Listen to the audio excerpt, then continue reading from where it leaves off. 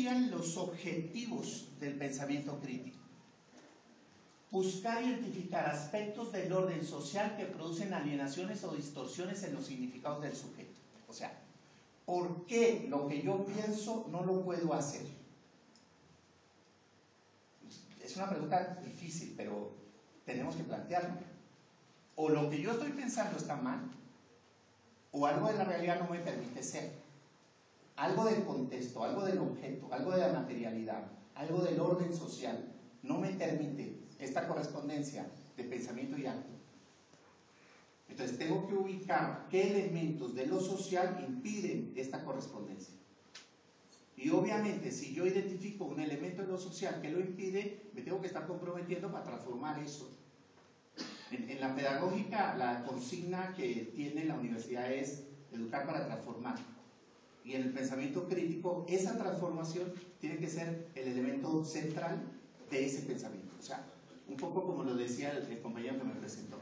Uno no puede volverse experto en pensamiento crítico y experto en práctica alienada. O sea, para que uno sea consecuente con el pensamiento crítico, tiene que tener una práctica crítica.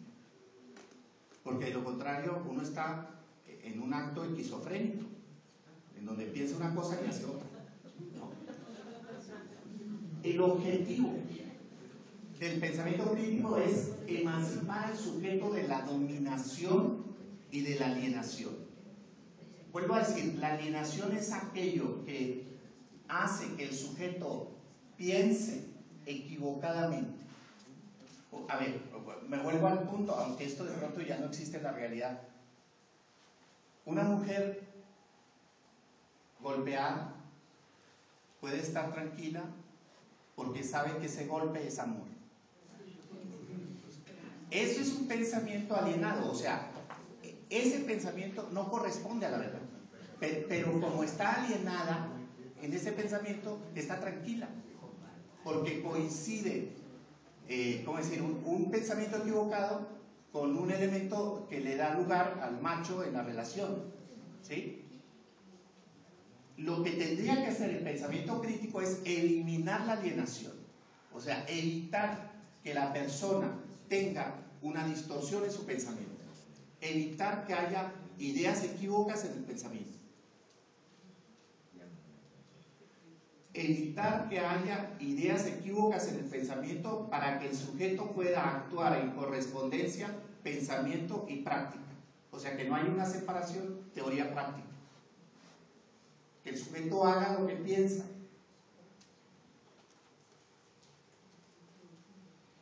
Aquí está al final. Intenta dar al sujeto elementos para que logre una relación consciente y no distorsionada entre sus significados y sus actos. Y si uno mete esto en la escuela, si uno mete esto en la práctica, en la enseñanza de los maestros, ¿sobre qué tenemos que trabajar? O sea, ¿cuáles son los objetos de trabajo en las aulas? Los significados de los sujetos. Puede suceder que la teoría, o sea, puede suceder que los autores y los libros ayuden a identificar equívocos en el pensamiento. O sea, ¿cómo decir?, el contenido, el texto, el libro, debe servir para transformar el significado del sujeto. En la búsqueda de que el sujeto tenga correspondencia entre acto y significado.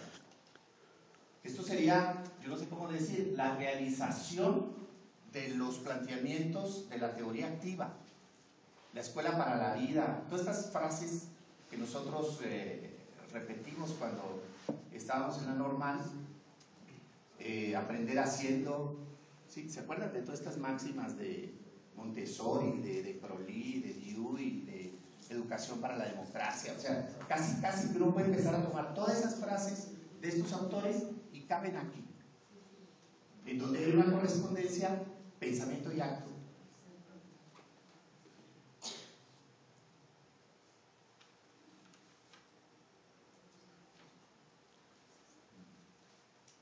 A ver, para realizar el modelo crítico, O sea, para que el modelo crítico se convierta en una realidad social y una realidad escolar, hay un trabajo arduo en donde no basta el trabajo individual.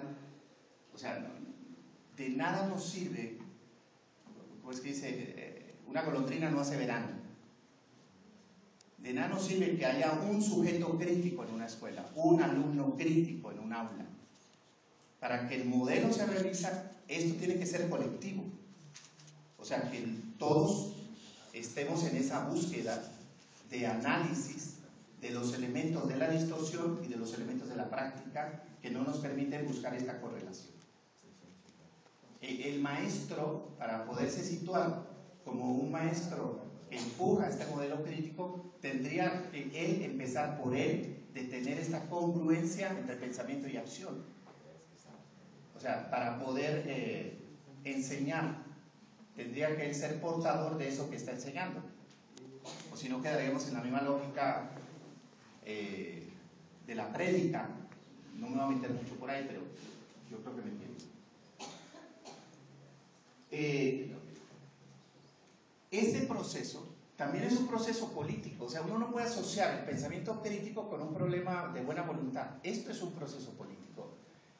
El pensamiento crítico lleva a denunciar aquellas situaciones del orden social que producen la alienación y la distorsión en el significado. O sea, si uno ve que hay algo que no permite la correlación entre pensamiento y acto y tiene que ver con la organización del colectivo, de la institución, de la sociedad, hay que decirlo para poder realizar el pensamiento crítico. O si no, el pensamiento crítico es pura demagogia, es otro rollo más que pasará de moda. O sea, para que esto se realice, tiene que haber una correlación con una idea de cambio del pensamiento y del contexto de lo social. Por eso decía que no es solo una cuestión individual, sino también es una cuestión colectiva. El pensamiento crítico está asociado a una acción de transformación. O sea, uno no puede ser un sujeto que promueve el pensamiento crítico y ser un sujeto pasivo. Porque aquí lo que estamos retomando es este concepto de la escuela nueva de la actividad, de la actividad del sujeto, tanto del alumno como del maestro.